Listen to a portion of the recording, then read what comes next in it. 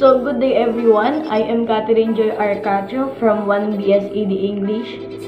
So, based naman dun sa pinakita kong pictures, siguro naman alam niyo na yung tatalakayin natin, di ba? So, our topic for today is Buddhism. So, let's start.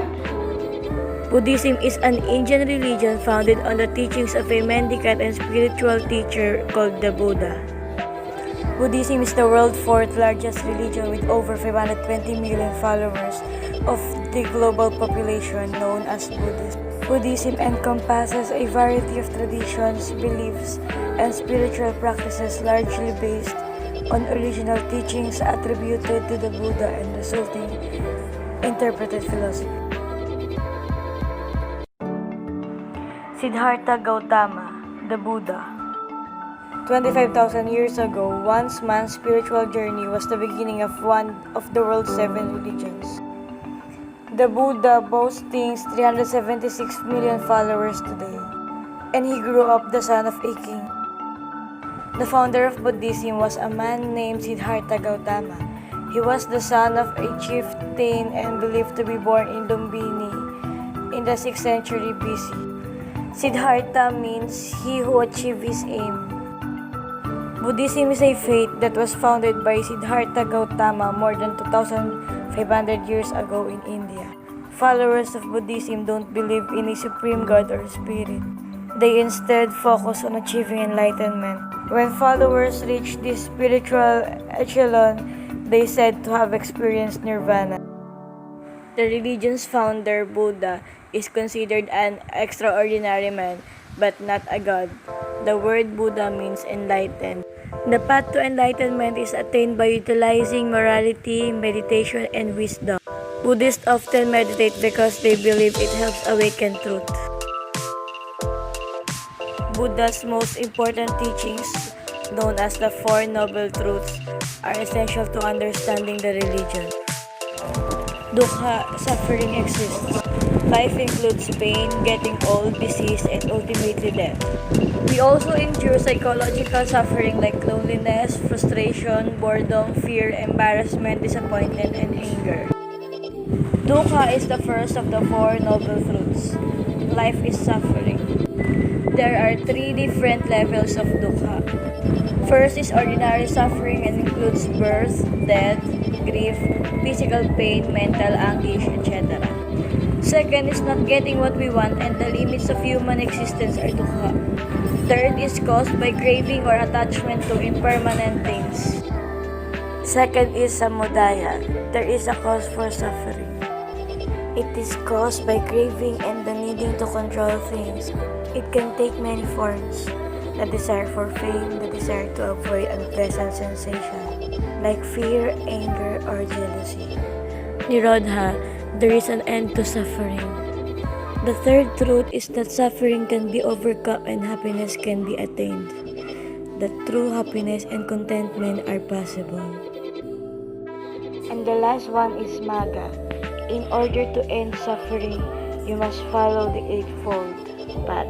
The fourth truth is that the Noble Eightfold Path is the path which leads to the end of suffering. The Noble Eightfold Path.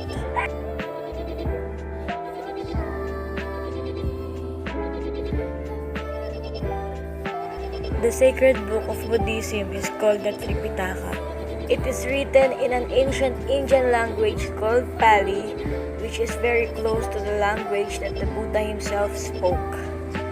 The Tripitaka is a very large book. Dalai Lama. The Dalai Lama is the leading monk in Tibetan Buddhism. Many followers believe the Dalai Lama is a reincarnation of the past Lama that has agreed to be born again to help humanity. There have been 14 Dalai Lamas throughout history. The current Dalai Lama, Lamo Tondop, was born in 1935. So before I forgot, ito po ay Dharma Wheel. Ito po yung ginamit sa 8 Path Fold. Today, many forms of Buddhism exist around the world. The 3 main types that represent specific geographical areas include Theravada Buddhism, prevalent in Thailand, Sri Lanka, Cambodia, Laos, and Burma. Mahayana Buddhism, prevalent in China, Japan, Taiwan, Korea, Singapore, and Vietnam. Tibetan Buddhism, prevalent in Tibet, Nepal, Mongolia, Bhutan, and parts of Russia and northern India. Buddha's teachings are known as Dharma. He taught that wisdom, kindness, patience, generosity, and compassion were important virtues. All Buddhists live by 5 moral precepts which prohibit: number 1, killing living things; number 2, taking what is not given; number 3, sexual misconduct; 4, lying; and then last, using drugs or alcohol. Buddhists believe Gautama found enlightenment while meditating under a Bodhi tree. He spent the rest of his life teaching others about how to achieve this spiritual state. This tree is located at Sukhothai Historical National Park. What are the 3 universal truths? The first one is Anicca, impermanence. To make it short, Anicca teaches us to let go. We need to let go even of the things that make us happy because we can never completely hold on to things. Second is Dukkha, suffering. One of the core of Buddha's teaching is about suffering. We suffer not only in life but also in reincarnations and rebirth. Third is Anatta, no self. Anatta basically teaches us that we should not be selfish. We should not to try to own things or desire things to be ours. So, dito na po magtatapos ang aking video presentation. Sana po may natutunan kayo kahit konti. So, thank you for watching. Bye!